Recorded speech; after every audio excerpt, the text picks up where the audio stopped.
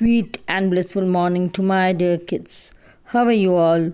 Hope all of you are in the best of your health with God's grace. Children, today I will be starting up literature part of your English of term 2. But before that, I would like to congratulate each one of you for scoring good marks in term 1 and hope you will continue the same.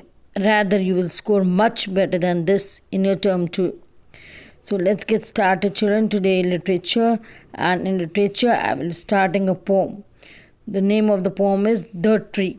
First we will read this poem and then I will be explaining you the poem and then we will do the back exercises of this poem. So let's get started. The Tree. Next to the track besides our house, Dad planted a gulmohar. We tended it, we watered it. It wanted more and more. When first its little shoots of green spread across the boughs, and some of us said, "Wow!" Its branches were so low, we drove the goats away and cows. It really kept us on our toes. A baby tree needs care. Next year the green fuzz changed to leaf. It turned into a red-roofed tree, a thing of beauty rare. It never spoke to us, of course. It just spoke to the winds, and now and then waved to the sides. But it gave us everything. Its falling flowers and its shade, that covered half the track. It sheltered us from sun and rain. The tree had paid us back. And the poet is K.K.N. Daruwala. Children, by reading this poem, we got a very beautiful message. By reading only, I think most of you have understood what's there in the poem. So I will be explaining you what's there. There is nothing much to explain itself. By reading only we come to know what's there. So we come to know by this reading of this poem is that it's about a tree, and the name of the tree is Gulmohar tree. And the poet here is telling that how they had planted a small sapling, a small tree, that was planted by his dad. And slowly years passed and they took great care of it. They protected the tree from the animals and the people roaming here and there. And finally one day the tree grew up. So I will explaining you this 9 ways. So here I start. The tree. Next to the track besides our house, Dad planted a gulmohar. Now the poet is telling us that his dad has planted a tree which was gulmohar. We tended it. Tended means we took great care of it. We watered it. The poet and his family used to water the tree every day.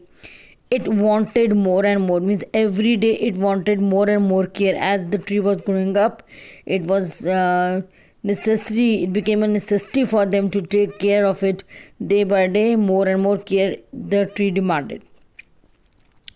When first its little shoots of green spread across the boughs, and some of us said, "Wow!" means when the small plant started developing its branches and green shoots means green small leaves and small branches of it start developing.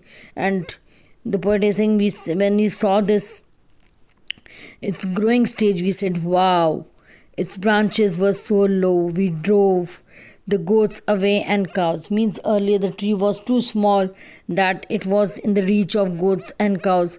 So whenever we used to see any goat or cow near the tree, we used to shut them away. Means we used to tell them to go from there so that they could not eat the leaves of the tree. It really kept us on our toes. Means see, the growing of the tree was so important and it needed so care that the poet is saying it really kept us on our toes. Means we had to take a great care of that tree growing while it was growing. The baby tree needs care. Like a small child, all of us know you must be having younger brothers, sisters. So you know how a baby needs a care. Same was with the tree. Next year, the green first changed to leaf, and slowly the green leaves changed. It became big. It turned into red roof tree, and from a green tree, it became red. Gulmohar tree has actually red, orangish or reddish type leaves and all. A thing of beauty, red, and this tree looks very beautiful because of its color of the leaves. It never spoke to us, of course. The poet is saying, of course, the poet has never spoken to us.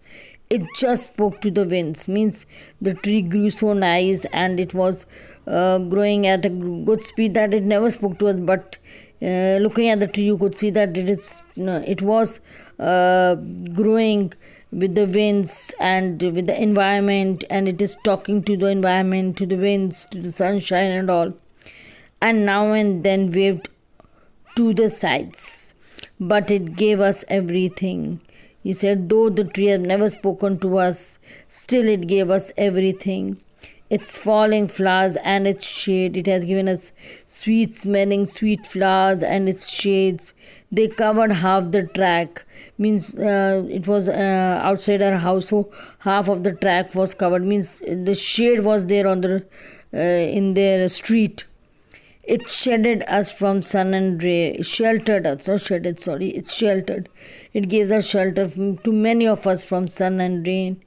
The trees had paid us back. Means it was worth growing that tree.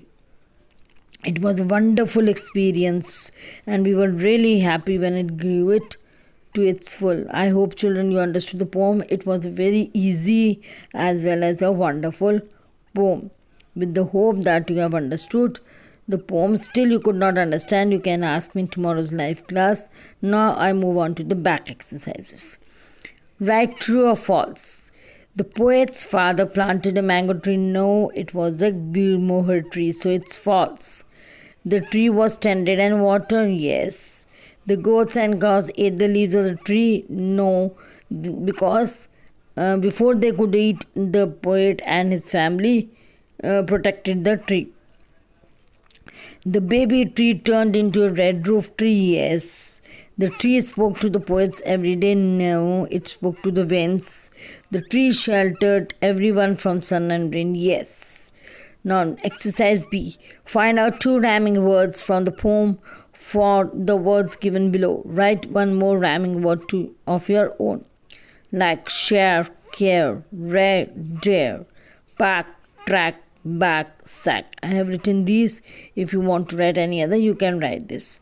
Children, I hope all of you understood the poem very well. Now, in the next class, I will be doing a small RTC in your notebook, a notebook work along with your word meaning, few sentences. Till then, bye. Have a good day, and hope you have understood the poem. Also, read twice. Still, you could not understand, you can ask me tomorrow. Bye. Have a great day. God bless you all.